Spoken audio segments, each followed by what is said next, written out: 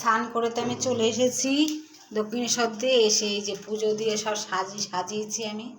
আমার ঘরে শিব আছে, সব পুজো দিলাম, এই যে সব সাজিয়েছি। তা কেমন হয়েছে বলো তোমরা কমেন্ট করে। এই যে আমার ঠাকুর ঘর তো আগেও দেখেছো। আর এই যে পুজো দিয়েছি, আজকে শিবরাত্রি তাই গুছিয়েছি। আরও জল ঢাললো, আমার ছেলে মেয়ে ঢালবে, সব উপোস করে আছে। গাছের ফুল দিয়ে সাজিয়েছি গোপালকে, দেখাচ্ছি জুম করে, দাঁড়ানো। এই যে এই গাছের করবী ফুল দেখুন, আমার গাছের ফুল দিয়ে সাজিয়েছি আমার গোপু সোনাকে।